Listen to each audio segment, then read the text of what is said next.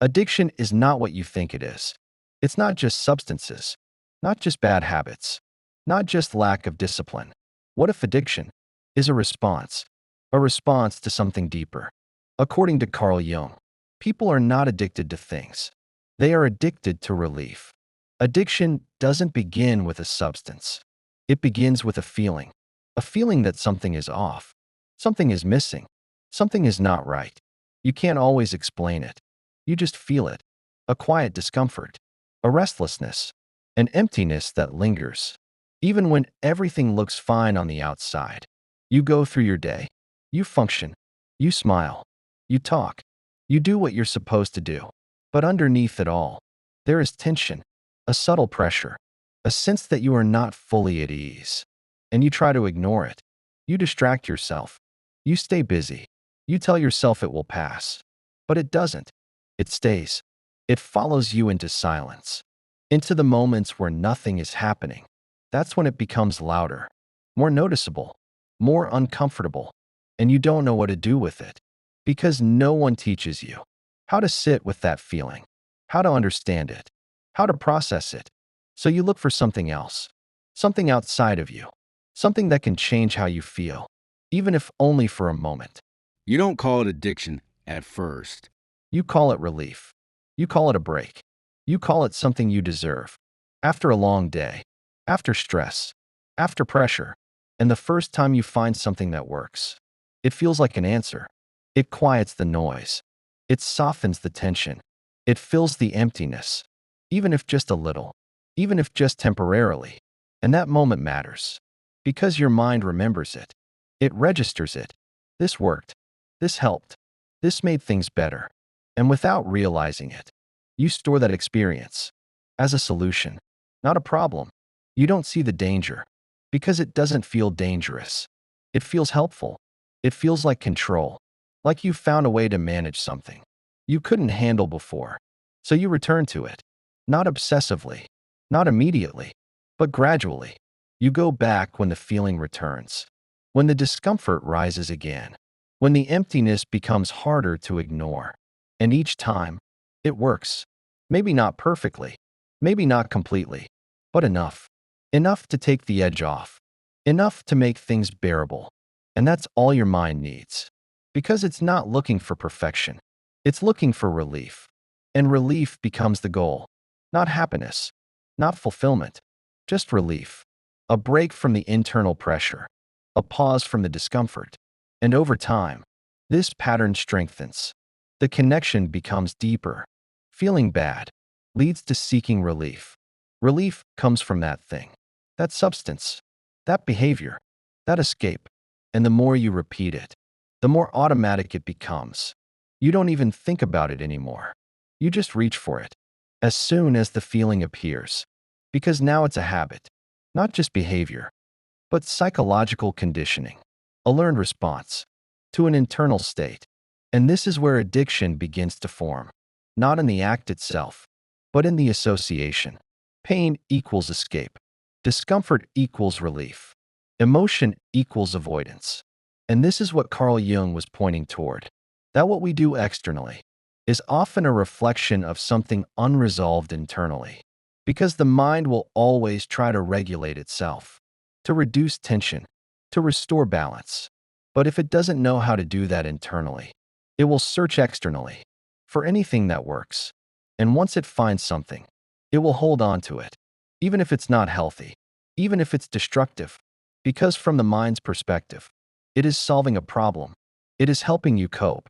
And this is why addiction is so misunderstood. Because people focus on the behavior, the substance, the visible part. But that's not where it starts. That's just where it shows up. The real origin is deeper. It's in the emotional layer, the psychological layer, the parts of you that feel disconnected, unseen, unresolved. It's the stress you carry, the pressure you don't release, the emotions you don't process, the thoughts you don't express, the parts of yourself you suppress. And all of that builds, quietly, over time, until it becomes too much to hold. And when it becomes too much, you look for a way out. Not permanently, just temporarily, just enough to feel okay again. And that's where the cycle locks in. Because the relief is real. The effect is real, even if it doesn't last, even if it comes with consequences. In that moment, it works, and your mind prioritizes what works. Not what is healthy, not what is sustainable, but what reduces discomfort. Right now. And that's why logic doesn't break addiction. Because it's not driven by logic. It's driven by relief, by the need to escape something internal, something unresolved. And the more that internal state is ignored, the stronger the need becomes, the more intense the urge, the more frequent the behavior. Because you're not just repeating an action, you're responding to a feeling, again and again. And that feeling doesn't go away. It builds, it evolves, it becomes more complex, more layered. Because now, you're not just dealing with the original discomfort, you're also dealing with the consequences of the escape, the guilt, the frustration, the loss of control, the awareness that something is not right. And that adds another layer. More tension, more pressure, more discomfort, which then drives you back to the same thing. Because it's the only thing that has worked, even if temporarily, even if imperfectly. And this is the loop, not a simple cycle, but a reinforced pattern, built on repetition, strengthened by relief, maintained by avoidance. And from the outside, it looks like a lack of control, a lack of discipline, a weakness. But from the inside, it feels like survival, like you're managing something overwhelming, with the only tool you have. And that changes the perspective completely. Because now, it's not about judging the behavior. It's about understanding the need behind it. What are you trying to escape? What are you trying to avoid? What are you trying not to feel? Because until that is addressed, the behavior will continue, in one form or another. Because the need remains, the discomfort remains, the internal imbalance remains, and the mind will always try to resolve that, in whatever way it can. And if the only available way is external escape, then that's what it will choose. Again, and again, and again, until something changes. Not outside, but inside. Not the behavior, but the relationship to the feeling. Because addiction is not just about what you do. It's about what you cannot sit with, what you cannot face, what you have not yet understood. And that is where the real work begins. Not in removing the escape, but in understanding the reason you needed it in the first place. Because once that becomes clear, the pattern begins to shift. Not instantly, but gradually, as awareness replaces automatic reaction, as understanding replaces avoidance, as you begin to face what you once escaped. And that is where the cycle starts to break. Once you understand that addiction is a response, you have to ask a harder question, a deeper one, a more uncomfortable one. What exactly are you responding to? Because the feeling is real, the discomfort is real, the urge is real. But where does it come from? It doesn't appear out of nowhere. It has roots, layers, history, and most of those roots are not conscious. They are buried, ignored, unprocessed. According to Carl Jung, the psyche does not forget. It stores everything you experience, everything you suppress, everything you avoid. It holds it beneath the surface. And just because you are not thinking about it does not mean it is not affecting you. Because what is unconscious still influences your behavior, still shapes your reactions, still creates emotional pressure. And that pressure has to go somewhere. It cannot stay contained forever. So it looks for release, for expression, for relief. And if it cannot express itself directly, it will express itself indirectly, through behavior, through habits, through patterns. And this is where addiction becomes an outlet, not a random one, but a very specific one, because it provides something immediate, something effective, something predictable, relief. And that relief is not just physical, it is psychological. It changes your internal state. It numbs what is too intense. It fills what feels empty. It distracts from what feels overwhelming. And that makes it powerful, because it works fast, faster than reflection, faster than processing, faster than understanding. And when something works that quickly, The mind learns it quickly. It doesn't question it. It doesn't analyze long-term consequences. It focuses on immediate results. Did this reduce discomfort? Yes. Then repeat it. And that becomes the pattern. Not because you are weak, but because your mind is trying to regulate itself with the tools it has. And if those tools are limited, it will rely heavily on whatever is available, even if it is destructive, even if it creates more problems later. Because in the moment, it solves something, and that something is usually deeper than you realize. It is not just stress, not just boredom, not just habit. It is often something more fundamental.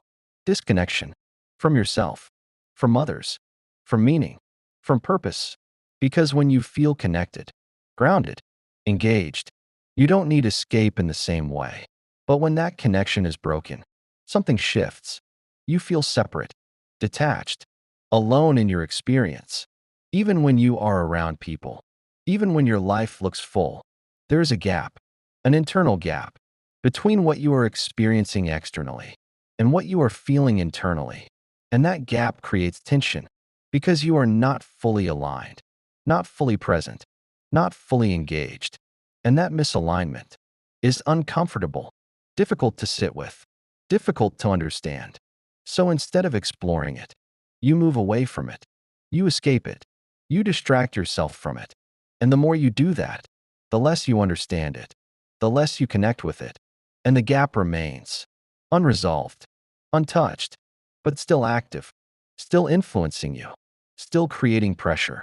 And this is why addiction is not just about substances. It can be anything, anything that changes your state quickly, anything that gives you relief, anything that allows you to not feel what you are feeling for a moment. It can be scrolling, constant stimulation, work, control, food, attention, anything that fills the gap, even temporarily, because the mind is not attached to the form. It is attached to the function, relief, escape, regulation. And this is where the broken world comes in, because the environment you live in shapes your internal state more than you realize. A world that is fast, overstimulating, constantly demanding, constantly comparing, creates pressure, creates disconnection, creates a sense that you are never enough, never doing enough, never keeping up. And that pressure builds quietly, consistently. You are exposed to more information than ever, more expectations, more standards, more noise, and very little space to process it, to understand it, to integrate it. So it accumulates, layer by layer, until your internal system is overloaded. And when it becomes too much, you look for a release, not because you want to escape life, but because you don't know how to hold it in its current form. And this is where Jung's perspective becomes important, because he did not see addiction as just a behavior. He saw it as a symptom, a signal of something deeper, something missing, something unresolved, a lack of connection to the self, a lack of meaning, a lack of integration. Because when a person is disconnected from their inner world, they become vulnerable to external substitutes, to anything that can fill that space, even temporarily. And the more disconnected you feel, the stronger that pull becomes, the stronger the need, the stronger the dependency, because you are not just seeking pleasure. You are seeking relief from disconnection, from emptiness, from internal fragmentation. And this is why simply removing the behavior does not solve the problem, because the root remains, the feeling remains, the need remains. So the mind looks for another outlet, another way, another escape, because the system is still trying to regulate itself, still trying to resolve something that has not yet been understood. And this is where real change begins, not in stopping the behavior, but in turning toward the feeling, the one you have been avoiding, the one you have been escaping, the one that drives the pattern. Because underneath that feeling is information about what is missing, what is needed, what is unresolved. And facing that is uncomfortable, difficult, slow. It doesn't give instant relief, like the escape does, but it creates something different. Understanding, integration, connection. And that changes the system. Because once the internal state begins to shift, the need for external escape begins to reduce. Not by force, but naturally.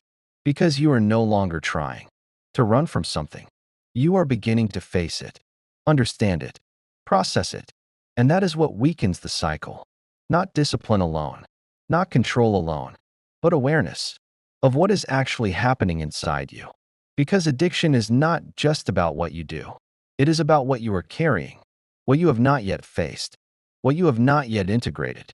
And once you begin to see that clearly, the behavior starts to make sense, not as a failure, but as a response to something deeper, something that is asking to be seen, not avoided, not numbed, but understood. You start to see the pattern clearly, not just the behavior, but the movement behind it. The feeling rises, the urge follows, the action happens, relief comes, then fades, and the feeling returns. Stronger, heavier, more persistent. And you realize something important. You were never chasing the thing. You were chasing the relief it gave you. And that changes how you see everything. Because now, the focus shifts from the outside to the inside, from the behavior to the state driving it. And this is where most people struggle, because it's easier to fight the behavior than to face what's underneath it. It's easier to say, I need more discipline. I need more control. I just need to stop. But stopping doesn't remove the feeling. It only removes the outlet. And when the outlet is gone, the feeling doesn't disappear. It intensifies. It becomes louder, more uncomfortable, more difficult to ignore. Because now, there is nothing between you and it. No distraction, no escape, no relief. And that's why so many people return to the same pattern, not because they don't want to change, but because they don't know how to face what remains. Because what remains is not simple. It's layered. It's emotional. It's psychological. It's everything that has been avoided, stored, carried, without being processed. According to Carl Jung, what you resist does not disappear. It persists. It waits. It builds pressure. And eventually, it demands expression. And if you don't give it a conscious way to be expressed, it will find an unconscious one. Through behavior, through patterns, through repetition. And this is what addiction becomes. An unconscious expression of something that has not been consciously faced. So the question is not, how do I stop this behavior? The question is, what is trying to be expressed through it? What are you not allowing yourself to feel? What are you avoiding? What are you suppressing? Because beneath the urge, there is always something. It might be anxiety, a constant sense of unease that never fully goes away. It might be emptiness, a lack of meaning, a feeling that nothing really connects. It might be loneliness, even when you're surrounded by people, a sense that no one truly understands you. It might be pressure, expectations, standards, a constant feeling of not being enough. And instead of facing those feelings directly, you move away from them. You escape them because they are uncomfortable, difficult, unclear. You don't always know how to process them or where they even come from. So you look for something that changes how you feel, quickly, predictably. And that becomes the pattern, not because it solves anything, but because it interrupts the feeling. And interruption feels like relief. But interruption is not resolution. It's delay. It postpones what needs to be faced. And the longer it is postponed, the stronger it becomes. Because unprocessed emotion does not disappear. It accumulates, layer by layer, experience by experience, until it becomes overwhelming. And when it becomes overwhelming, the need for escape becomes stronger, more urgent, more frequent. And this is where the cycle deepens. Because now, you are not just escaping the original feeling. You are also escaping the weight of everything that has built on top of it. The frustration, the guilt, the awareness that you are stuck in a pattern that you don't fully understand. And that adds more pressure, more discomfort, more need for relief. And so the loop continues, not because you are choosing it consciously, but because the system is reinforcing itself automatically. repeatedly. And this is why awareness alone is not enough. You can understand the pattern. You can see it clearly. You can recognize the triggers. But if you don't change your relationship to the feeling, the pattern will continue. Because the feeling is still unresolved, still active, still seeking expression. So the real shift happens when you stop running, when you stop interrupting, when you allow yourself to experience what you have been avoiding, not all at once, not in an overwhelming way, but gradually, with awareness, with presence. You feel the urge, but instead of acting on it immediately, you pause. You stay with the feeling.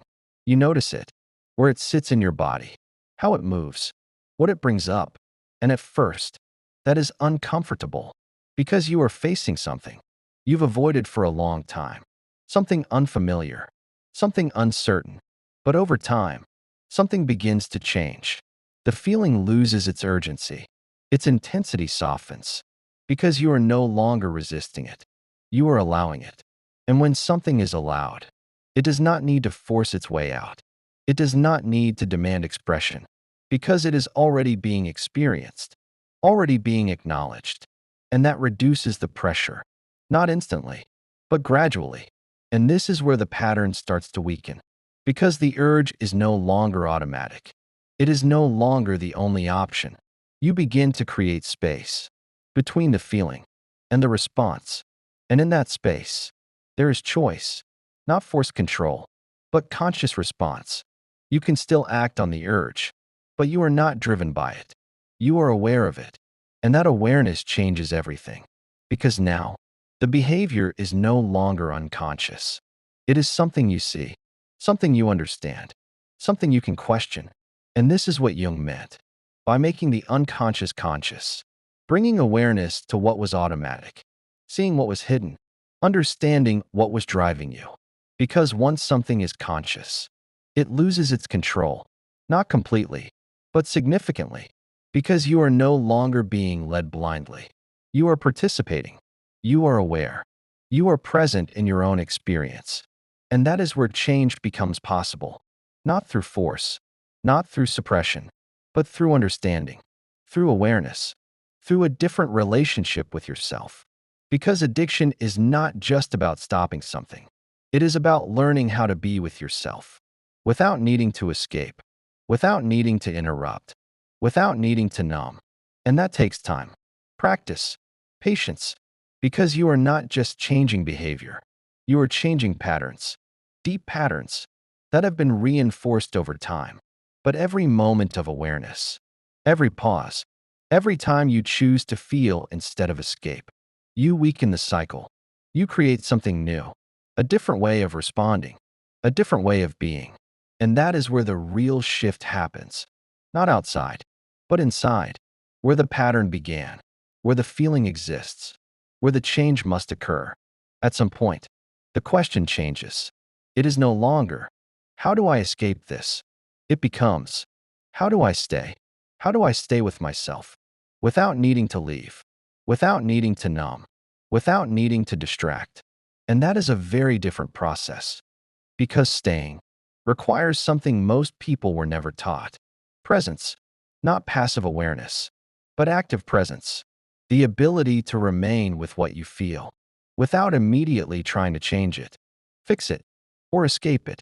And at first, that feels unnatural because your system is used to reacting, used to moving away from discomfort, used to finding relief as quickly as possible. So when you choose to stay, there is resistance. The urge becomes louder, stronger, more persuasive. It tells you, this is too much. You can't handle this. Just make it stop. And that voice feels convincing because it has always been followed, always been obeyed. But now, you are doing something different. You are not reacting automatically. You are observing. You are allowing. You are staying. And in that moment, something important begins to happen. You start to see the feeling, not as something overwhelming, but as something specific, something that can be noticed, felt, understood. Because when you stay with a feeling, without escaping it, it begins to reveal itself. It is no longer just discomfort. It becomes clearer. more defined. You begin to notice where it sits, how it moves, what it brings with it. And often, what you discover is this: the feeling you were running from is not as unbearable as you thought. It is intense, yes, uncomfortable, yes, but not impossible, not something you cannot survive. And that realization is powerful because it changes your relationship with it. From fear to understanding, you are no longer trying to get away from it. You are learning how to be with it. And that creates stability, not because the feeling disappears, but because you are no longer controlled by it. You are no longer reacting automatically. You are responding consciously. And this is where something deeper begins to shift. Because addiction relies on immediacy, on automatic reaction, on the quick movement from discomfort to relief. But when you interrupt that movement, when you stay in the space between feeling and action, the pattern begins to break. Not dramatically, but subtly, moment by moment, choice by choice. You feel the urge, but you don't immediately act. You sit with it. You observe it. You let it exist. And over time, the urgency changes. The intensity softens. Because the feeling is no longer being resisted. It is being experienced. And when something is experienced fully, it moves. It shifts. It does not stay stuck in the same way. Because it is no longer being avoided. And this is what begins to free you. Not the removal of the urge, but the change in how you relate to it. Because the urge is not the enemy. It is a signal that something is happening internally. Something needs attention. Something needs understanding. And instead of silencing that signal, you begin to listen to it. Not to follow it blindly, but to understand what it is pointing to. Because underneath every urge, there is a feeling. And underneath that feeling, there is a need. Not always obvious, not always clear, but present. And when you begin to meet that need in a conscious way, the dependency on the external begins to weaken. Not instantly, but gradually, because you are no longer relying on something outside of you to regulate what is happening inside of you. You are developing a different capacity, the capacity to hold your own experience, to stay with yourself, to process what arises. And that changes everything. Because now, relief is no longer the only option. Understanding becomes an option. Presence becomes an option. Connection becomes an option. And this is where the deeper layer reveals itself. Because addiction is not just about escaping pain. It is also about the absence of meaning, the absence of connection, the absence of something. That gives your experience depth, direction, purpose. Because when your life feels empty, disconnected, fragmented, the need to escape becomes stronger, more constant, more necessary. But when you begin to reconnect with yourself, with your inner world, with what you feel, what you think, what you need, something shifts. The emptiness begins to change. Not because everything is suddenly perfect, but because you are no longer disconnected from yourself. You are engaged, present, aware, and that creates a different kind of stability, not based on control, but based on connection. And this is what Carl Jung meant by integration. Not removing parts of yourself, not eliminating discomfort, but bringing awareness to it, understanding it, allowing it to exist, without being controlled by it. Because the more you integrate your experience, the less fragmented you feel, the less divided you feel, the less you need to escape. Because there is nothing being pushed away, nothing being avoided, nothing building pressure beneath the surface. And that is where freedom begins. Not in forcing yourself to stop, not in controlling every impulse, but in changing your relationship to what you feel, to what you experience, to yourself. Because once you can stay with yourself, fully, honestly, without needing to leave, the need for escape loses its power. It is no longer the only way. It is no longer the default. It becomes a choice. And when something becomes a choice, it is no longer addiction. It is something you can see, something you can understand, something you can decide on. And that is the shift from unconscious reaction to conscious living, from escape to presence, from disconnection to integration. And that does not mean the urges disappear completely or that the process becomes easy. There will still be moments where the pull is strong, where the feeling is intense, where the old pattern tries to return. But now, you are different. You are aware. You can see it, recognize it, pause before it. And that pause is everything. Because in that pause, you are no longer being driven. You are choosing. And that is what changes your life. Not perfection, not control, but awareness. Repeated, applied, lived, until the pattern that once controlled you becomes something you understand and no longer need to escape from. If this hit deeper than you expected, it's not random, it's recognition. And according to Carl Jung, what you don't face will control you. So here's the question you need to sit with. What are you really trying to escape? Not the habit, not the behavior, but the feeling underneath it. Because until you face that, nothing changes. The pattern just repeats. Different form, same escape. So the next time you feel the urge, pause. Don't run. Don't numb it. Don't distract yourself. Just notice it. Sit with it, even if it's uncomfortable. Because that moment, that small moment of awareness, is where the cycle begins to break. If you're ready to stop escaping and start understanding yourself on a deeper level, subscribe. Because this isn't about quitting something. It's about finally facing what you've been running from.